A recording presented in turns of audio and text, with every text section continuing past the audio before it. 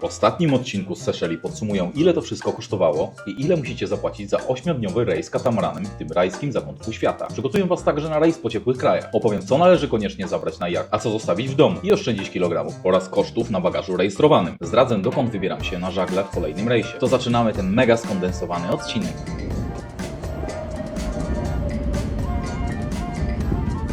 Dzień dobry, witajcie. Jak przygotować się na rejs katamaranem, czy trimaranem, czy jachtem? Taki 8-10 dniowy, ale uwaga, mówimy tutaj o rejsach do ciepłych krajów, typu właśnie Seszele, Malediwy, Bora Bora, Karaiby, Wyspy Kanaryjskie, czy Chorwacja i Grecja u nas w sezonie wiosennym. Ma to duże znaczenie, dlatego że temperatury są zupełnie inne w tych miejscach, aniżeli w północnych regionach naszego świata. Na przykład zupełnie inaczej będzie wyglądała wyprawa na Morze Północne w stosunku do rejsu na Seszele. Więc uwaga, podsumowanie, które teraz robię, dotyczy właśnie takich rejsów, powiedzmy, tropikalnych. Na sam koniec powiem Wam, czego nie zabierać na taki rejs. Ja również zbieram doświadczenie. Byłem pierwszy raz na takim rejsie i zabrałem tych rzeczy absolutnie za dużo.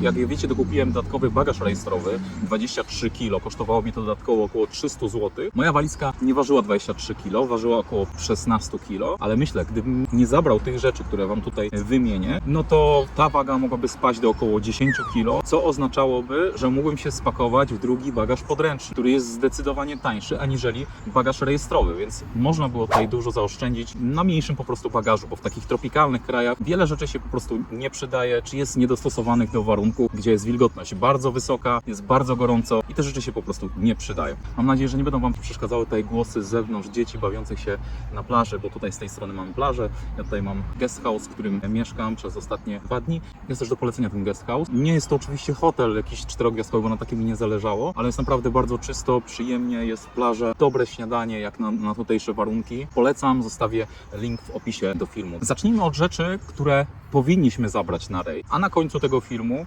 powiem Wam o rzeczach, które nie są przydatne, z których można zrezygnować i dzięki temu zaoszczędzić na wadze i też na kosztach bagażu na przykład rejestrowego. Więc zaczynamy z rzeczami, które warto zabrać na kilkunastodniowy rejs, zaznaczam, po ciepłych krajach, typu na przykład Seszele czy Karaiby. Opaska na oczy do spania. Ja kupiłem taką lepszą, ma takie wypustki, która zabezpiecza przed dopływem światła. To przede wszystkim przydaje się do samolotu, w którym lecimy minimum pewnie 14 godzin. W moim przypadku ta podróż trwała, jak pamiętacie, około 24 godzin. To może się też przydać na jachcie. Mi się zupełnie nie przydało, ponieważ podczas nocy w kabinie było absolutnie ciemno. Nie było żadnych zewnętrznych źródeł światła, więc ja tej opaski nie używam, ale przyda się w trakcie lotu na pewno. To, co mi się bardzo przydało, to zatyczki do uszu. Ja mam je w takim zamykanym, fajnym pudełeczku, które sprawdza się również w warunkach, że tak powiem, wodnych, gdzie łatwo zgubić tego typu drobne przedmioty. Fajne rozwiązanie. Tutaj te zatyczki mi się bardzo przydały, bo jak wspominałem, w nocy było bardzo głośno na jachcie. Były jakieś stuki, puki, woda przepływała rurami. Cały czas przez pierwsze dni mi to mocno przeszkadzało, ale później używałem już tych zatyczek i przyzwyczaiłem się do tego. No i też ten dźwięk był bardzo dobrze wygłuszony. Oczywiście zatyczki przydają się również podczas lotu wielogodzinnego samolotem oraz służą również do nurkowania. Jeżeli ktoś ma problemy z uszami, takie zatyczki bardziej profesjonalne warto nabyć. Ja już się nabyłem parę lat temu, dokładnie nie pamiętam jaki był koszt, ale coś koło 200-300 zł. Jeżeli chodzi o ubrania, to takie, które się sprawdzają, które są wygodne, to tego typu odzież z wełny merino, którą mega polecam i to znowu nie jest żadna reklama sponsorowana. Ja po prostu uwielbiam produkty z wełny merino, ponieważ one są idealne zarówno na zimę, na jakieś wyjście w góry, mega dobrze chronią przed zimnem, ale są również idealne na tego typu pogodę, gdzie jest 35 stopni. Nie czuć w ogóle gorąco, one bardzo fajnie filtrują, przepuszczają pot, odprowadzają wodę i dodatkowo nie wydzielają brzydkiego zapachu. Mega polecam tego typu produkty na rejs. One przede wszystkim też mega fajnie się sprawdzają na rejsy po zimniejszych krajach, właśnie typu Morze Północne i wtedy bardzo przydatne są takie koszulki z długim rękawem z wełny merino.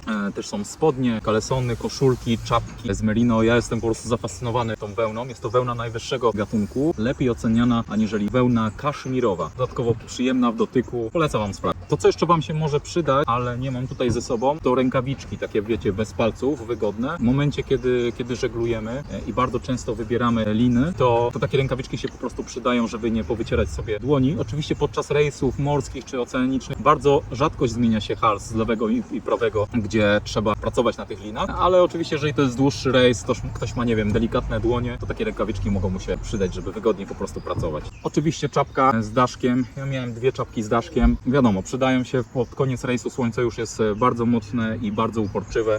Buty. Jeżeli chodzi o buty, to ja wziąłem Crocsy i preferuję Crocsy, dlatego że one są uniwersalne. Posłużą Wam i do wody z jakimś trudnym dnem skalistym, gdzie mamy też na Seszelach jeżowce. Posłużyły mi również do wycieczek, gdzieś jak schodziliśmy tutaj w góry, do chodzenia po skałach granitowych na Seszelach. One są mega uniwersalne, dodatkowo kompletnie się nie niszczą. Ja mam już je ponad 10 lat, w ogóle nie widać na nich śladów zniszczenia. Są wodoodporne, antypotliwe, po prostu uniwersalne buty, które posłużą Ci też do chodzenia po jachcie. Oczywiście również japonki, no i buty sportowe, którymi można przylecieć po prostu tutaj na miejsce w samolocie. Ja myślę, że 3 pary butów, Crocsy, japonki i buty sportowe to jest maks, który potrzebujecie. Tutaj w tym worku miałem poduszkę do spania, taką, wiecie, do samolotu i właśnie się zorientowałem, że zostawiłem ją w kabinie na katamaranie, więc jest tu już trzecia rzecz, którą posiałem na tej podróży. To jest niesamowite, bo mi się w ogóle takie rzeczy nie zdarzają, ale nie wiem, ten pośpiech był tutaj tak bardzo duży, tyle rzeczy się działo, że chyba to spowodowało, że byłem taki roztargniony, więc będę musiał niestety na lotnisku kupić taką poduszkę, bo ona podczas lotu kilkunastogodzinnego jest niezbędna, ale mi ta poduszka przydała się również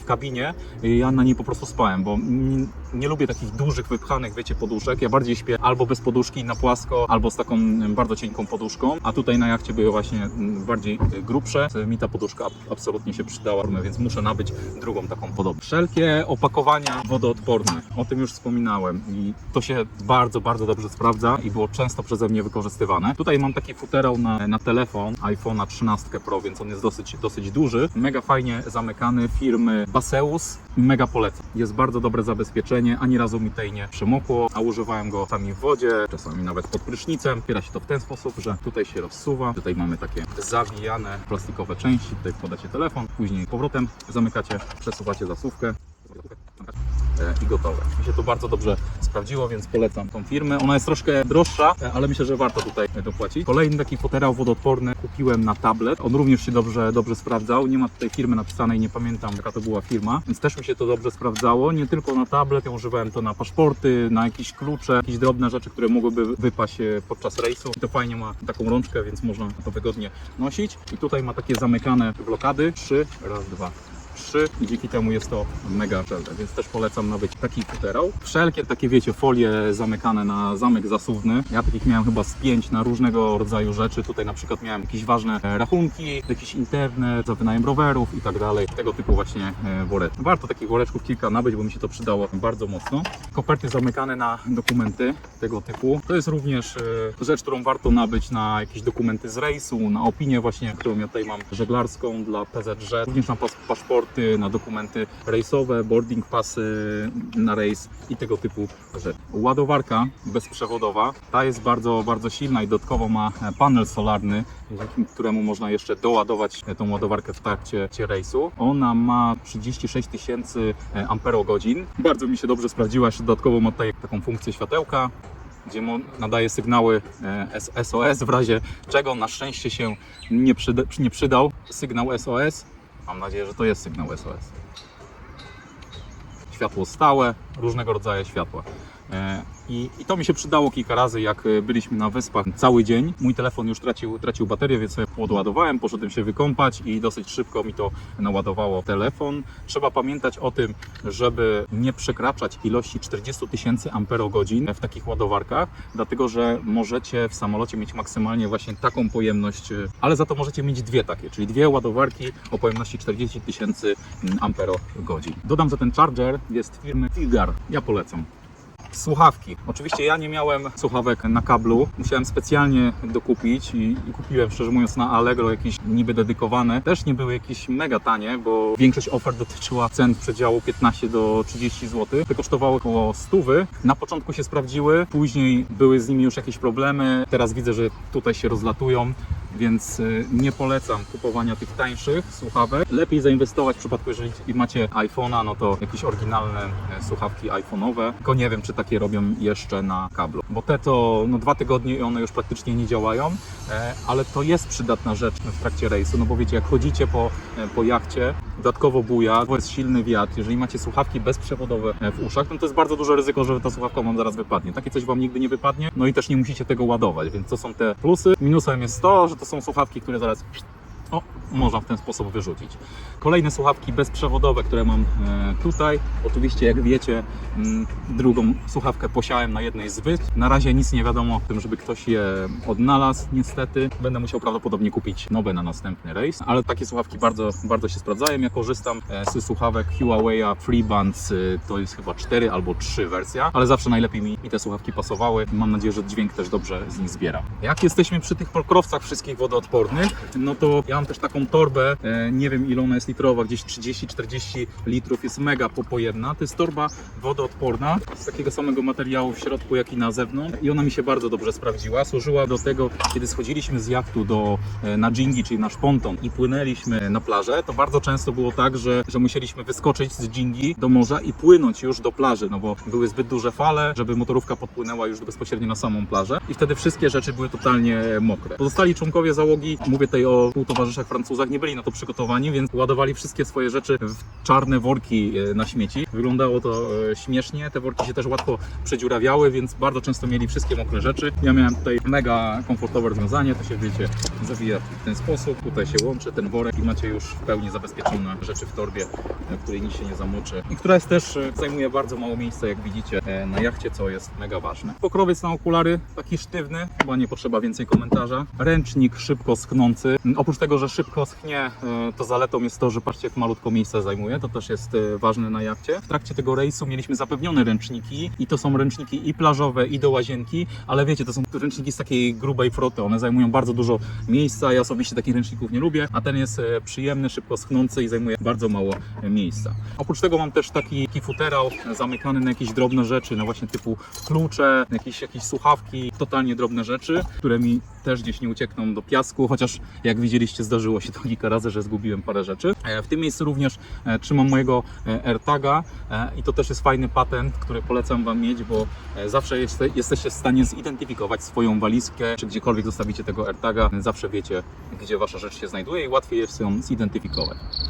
Szkoda, że tego AirTaga nie przyczepiłem do tej drugiej słuchawki wcześniej, do okularów. No, muszę nad tym pomyśleć. Maska do pływania, wiecie, taka z Decathlona z rurką. Też parę razy założyłem. To jest naprawdę przepiękny ten świat podwodny na Seszelach. Opaski Sea-Band, czyli przeciwko chorobie morskiej. Ja ani razu ich nie użyłem, ale jak wiecie, pożyczyłem je raz pani z Francji, która bardzo źle się czuła. No i prawdopodobnie pomogły, ale warto się zabezpieczyć. Adapter typu G na Seszelach i w innych regionach typu właśnie Mauritius, Malediwy, tego typu adaptery są potrzebne, a żebyście się przełączyli na tyczki wasze europejskie. Zwykła taśma klejąca, niby zwykła rzecz, mało zajmuje miejsca, ale bardzo często się przydaje, przede wszystkim przy wszelkich rodzajach płynów. Jeżeli macie jakieś płyny, które mogą się łatwo otworzyć, warto je zabezpieczyć taką taśmą, wtedy nic Wam się nie rozleje, a często w tego typu podróżach zdarzają się takie sytuacje.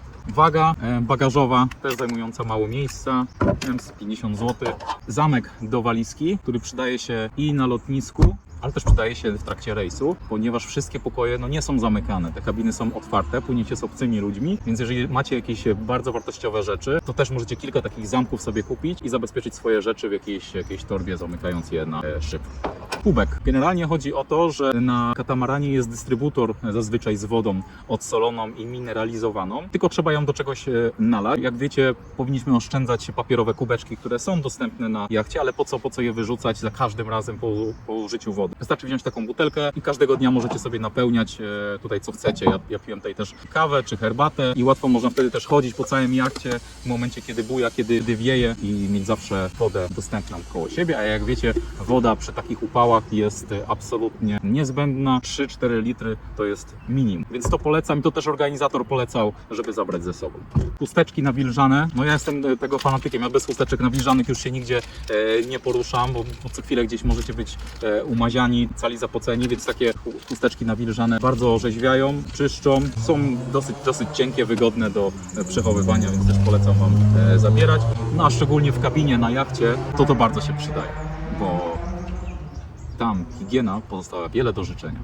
No i cała saszetka duża z lekami. Lokomotiv, ja ani razu nie użyłem, ale no polecam na pewno tym paniom, które narzekały na chorobę morską, się przydał. Lokomotiv jest słabszy aniżeli Aviomarin. Aviomarin jest mocniejszy, też zabrałem, też ani razu nie użyłem. Aviomarin powoduje, że jesteście tacy bardziej senni, bardziej zmuleni i nic wam się nie chce. Plastry w razie skaleczenia, duża dawka witaminy C, tabletki na gardło. Pamiętajcie, że są tutaj bardzo duże różnice temperatur, więc jeżeli na zewnątrz jest 35 stopni, a w kabinie, która ma włączoną klimatyzację w ciągu dnia, jest około 19-20 stopni, bardzo łatwo nabawić się choroby gardła. Tabletki na ból głowy, Polopirena S, Stoperan, magnes, jakieś krople na katar. I ważna rzecz, jeżeli macie jakieś leki wasze indywidualne, specjalistyczne na receptę, to też warto je zapakować osobno, wydrukować receptę, ponieważ na stronach naszych rządowych widnieje informacja, że udając się na Seszele, trzeba mieć pozwolenie z Ministerstwa Zdrowia Seszelskiego w przypadku wszelkich leków na receptę. Ja o takie pozwolenie się postarałem, nie otrzymałem żadnej odpowiedzi, ale wydrukowałem sobie tego maila, mam receptę.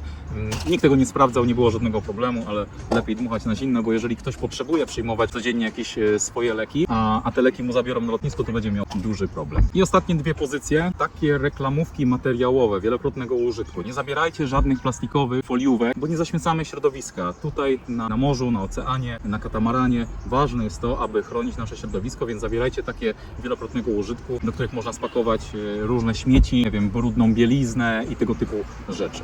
I ostatnia pozycja to torba, którą wam pokazywałem wcześniej, która była zapakowana, do której mieści się spokojnie 30 kg rzeczy. Ona musi być giętka, żeby mogła się zmieścić w soku i zobaczcie, jak ona się fajnie zwija. Jest mega wygodna. Dodatkowo ma jeszcze te kółeczka, które pomagają transportować ten ciężki bagaż. Ona jest też wodoodporna, ale lekki minus. Już po pierwszej podróży tutaj się rozdarła. Nie wiem, czy widać, ale jest już dziura, więc niestety ma to swoje plusy i minusy, taki cienki materiał. Parę osób, tej współtowarzyszy podróży, zabrało ze sobą te duże, twarde, wielkie walizki i mieli problem, gdzie to schować. One stały po prostu w korytarzu i cały czas im jeździły po pokoju. Narzekali na to, no ale widocznie nie przeczytali zaleceń organizatora.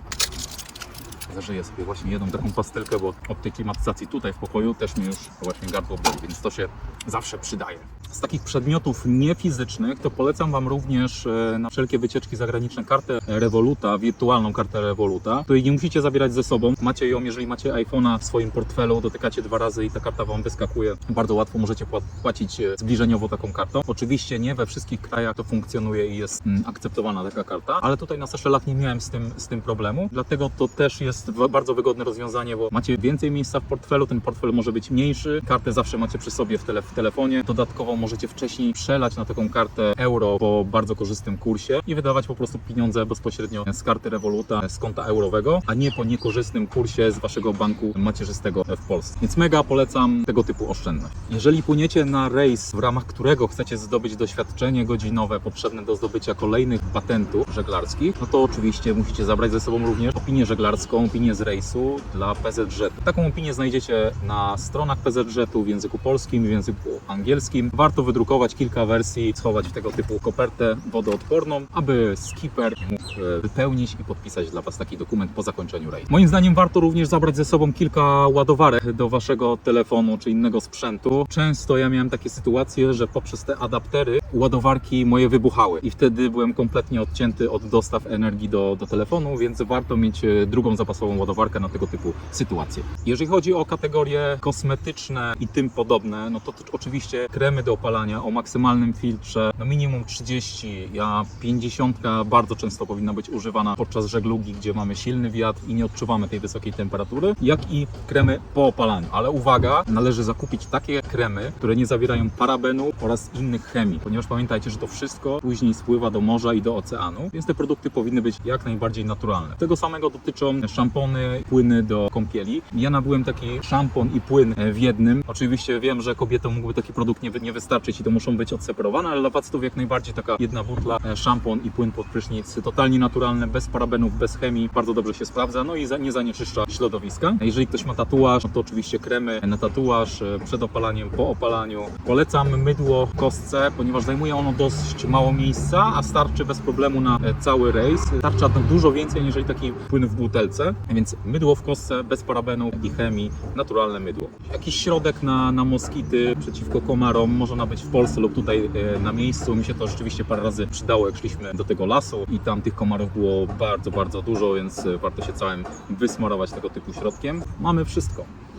Okej, to są już wszystkie rzeczy, które rekomendowałbym zabrać na rejs. Skreślam, na rejs do krajów tropikalnych, gdzie jest ciepło. Przejdźmy teraz do rzeczy, których nie warto zabierać i szkoda na nie miejsca i w bagażu, i na jachcie w kabinie. I zacznijmy od takich rzeczy, które mi się nie przydały, to ciepłe rzeczy. Tutaj organizator wspominał o tym, żebym wyposażył się w ciepłe rzeczy, bo jesteśmy w sezonie deszczowym i tutaj rzeczywiście jest bardzo duża ilość dni deszczowych w ciągu miesiąca, nawet po 20 dni, ale jak sami zauważyliście, to był deszcz, który padał przez godzinę, później było 5 godzin słońca, później lekki deszczyk i ten deszczyk był nawet orzeźwiający, a nie powodujący, że było nam zimno, czy zmokliśmy, wręcz przeciwnie. Więc ja miałem bardzo dużo ciepłych rzeczy, ciepłych ubrań, spodni wodoodpornych, odzieży termalnej, z długim rękawkiem, z krótkim rękawem, takich opasek na szyję, jakby było za zimno, szalików. Miałem również sztormiak wodoodporny, bardzo gruby. To wszystko absolutnie ani razu mi się nie przydało. Ja myślę, że to było jakieś dobre 5-6 kilo spokojnie tych ubrań. Naprawdę, jeżeli pada deszcz i jest wiatr, to wystarczą krótkie spodenki i nawet koszulka na ramionczkach. Jest to orzeźwiające, dlatego że mimo wszystko temperatura wynosi około 30 stopni i jesteście w stanie wytrzymać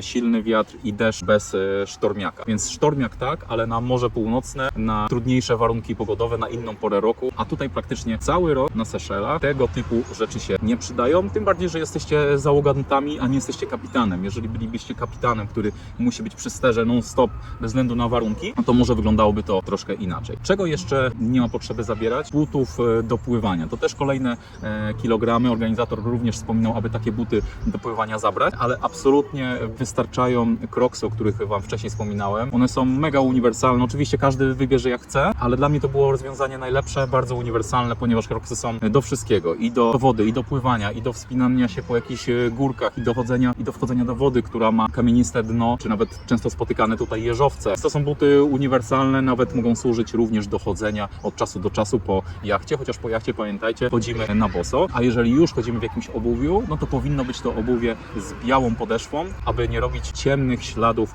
po butach na białej powierzchni jachty. Tak myślałem, i jeżeli chodzi o kobiety, to pewnie chciałyby zabrać, a nie ma takiej potrzeby. Myślałem o suszarce do włosów. Na wyposażeniu tej łazienki nie ma oczywiście suszarki do włosów i myślę, że ta suszarka nie jest potrzebna. Tutaj kobiety dawały sobie spokojnie radę bez suszarki do włosów. Włosy schły no dosłownie w godzinę, a w moim przypadku 5 minut. Chyba nie ma takiej potrzeby zabierania, ale to oczywiście panie muszą same zdecydować. W większości czasu też pod koniec podróży, jak słońce już było bardzo mocne, to też chodziliśmy już wszyscy w czapkach. Te włosy też można schować pod czapkę i nie przejmować się niezbyt piękną, że tak powiem, fryzurą. Odnośnie sztormiaka wodoodpornego, to pokażę Wam właśnie, ja kupiłem taki sztormiak, bardzo cieniutki. To jest właśnie bardzo ważne, żeby kupować rzeczy, które zajmują bardzo mało miejsca, więc kupiłem taki sztormiak wodoodporny, nawet go nie otworzyłem. No kompletnie jest to niepotrzebna rzecz, więc takie coś możecie odłożyć na później.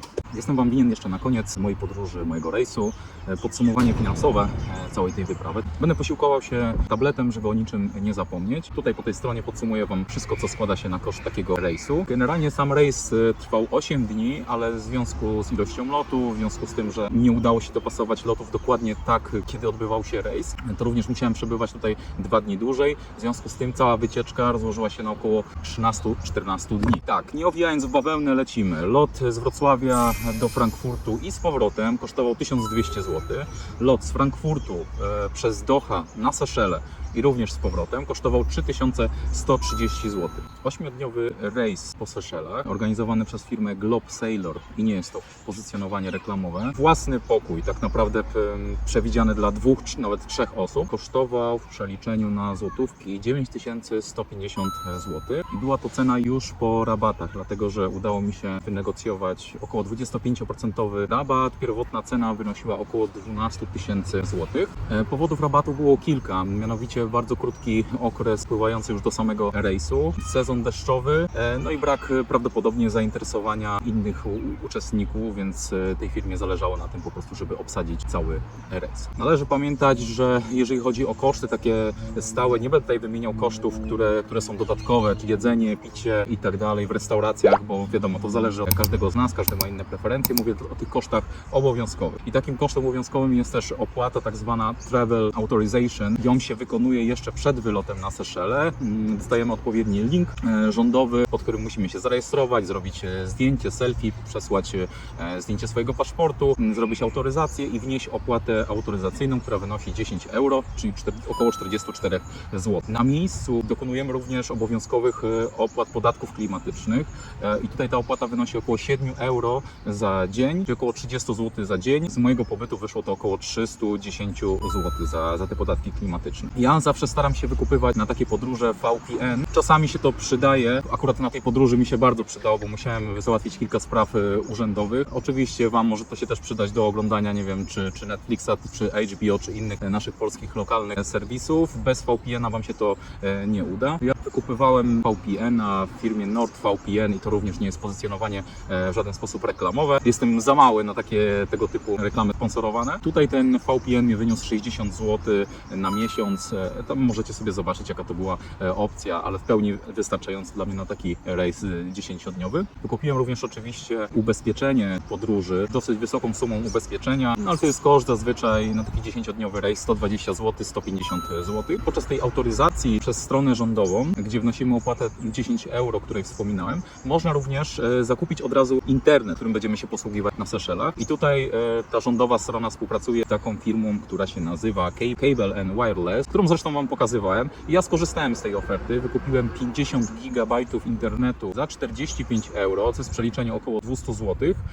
I jestem bardzo zadowolony. Ten internet był stabilny, powszechny, był dostępny na oceanie, na wszystkich wyspach, więc naprawdę polecam. A z tego, co widziałem po przylocie na lotnisku, to ceny internetu były wyższe aniżeli zakup na tej stronie jeszcze przed wylotem, więc polecam to zrobić od razu w momencie autoryzacji. Dodam jeszcze, że internet kupiłem w wersji karty eSIM, czyli nie fizycznej karty, którą wkładacie do telefonu, tylko wirtualna karta eSIM. To się również bardzo fajnie sprawdza. Przylatujecie na miejsce do Mache na Seszele. Od razu na lotnisku jest stanowisko tej firmy Cable and Wireless. Wchodzicie, pokazujecie kod, który dostaliście na maila, dajecie nawet pani telefon, ustawia Wam odpowiednie parametry internetu i macie już telefon podłączony do sieci. Nie musicie wyjmować swojej karty eSIM, więc działa i jedna i druga, ale oczywiście posługujecie się tylko internetem z karty eSIM. Podsumowując, wszystko razem wyniosło około 14 215 zł. Jest to cena podstawowych opłat, tak jak wspominałem, restauracje, dodatkowe koszty zwiedzania jakichś parków narodowych, opłata za wynajem rowerów i tak dalej. Nie wliczałem już do tej sumy, dlatego że to zależy już od preferencji każdej z osób i myślę, że tutaj jest ciężko jakąkolwiek pozycję jeszcze zbić cenowo, bo mi się udało dosyć naprawdę tanio zdobyć te wszystkie pozycje. Jedynie lot z Wrocławia do Frankfurtu i z powrotem można rzeczywiście zdobyć w niższej cenie. Mi się udało 900 zł, ale musiałem jeszcze dokupić bagaż rejestrowy za 130 zł, ale można również wylecieć na Seszele i z Wiednia, i z Krakowa, i chyba jeszcze z Budapesztu. Można polować po prostu na tańsze ceny. Jeżeli chodzi o loty na same Seszele z Frankfurtu, no to nie widziałem tańszych, czyli te 3100 zł, no to jest bardzo dobra cena. Ahoj moi mili żeglarze, na zakończenie bardzo ważne i krótkie ogłoszenie parażeglarskie. Mam dla Was kilka miłych, mam nadzieję, niespodzianek. W związku z rosnącym zainteresowaniem moim kanałem, który przewyższa moje wcześniejsze jakiekolwiek oczekiwania, postanowiłem zwiększyć intensywność publikacji moich filmów. Następny odcinek z nowej serii będzie publikowany jeszcze bez zmian za 2 tygodnie, ale już każdy następny będzie pojawiał się w Waszych żeglarskich kajutach co tydzień. Co tydzień w niedzielę będę robił dla Was nowy film Jachtomaniaka. W ostatnim czasie na moim kanale wybiło 20 000 wyświetleń moich filmów, za co Wam z całego mojego żeglarskiego serca serdecznie dziękuję. Dzięki Waszemu zaangażowaniu wiem, że osiągniemy bardzo szybko następny kamień milowy, którym jest 1000 subskrypcji. Druga nowość to nowa jakość dźwięku. Pierwsza seria z Seszeli była pewnym testowym eksperymentem, aby zobaczyć, czy takie treści, taka tematyka jest dla kogokolwiek w ogóle interesująca. Okazało się, że jak najbardziej są odbiorcy takiego kontentu i to w całkiem pokaźnej liczbie, jak na kanał, który ma dopiero 2 miesiące. Za co Wam wszystkim jeszcze raz serdecznie bardzo dziękuję. W związku z tym, iż test zakończył się pozytywnym wynikiem, postanowiłem zainwestować w profesjonalny zestaw mikrofonów, abyście słyszeli swojego jachtomaniaka zawsze i wszędzie, a przede wszystkim na wysokiej fali i przy silnym wietrze. Od następnej serii każdy nowy odcinek jest w lepszej, nowej jakości dźwięku specjalnie dla Was. Rozkręcamy kanał na maksa, już za 2 tygodnie nowa seria z Dominikany, a później lecę do Meksyku, a następnie na norweskie fiordy. A wszystko oczywiście na żaglach. Będzie sakramencko, epicko, spektakularnie, arcykotwicznie i prima sort. Więc zapinajcie swoje szeleczki i zapraszam na bujanie z Jachtomaniakiem.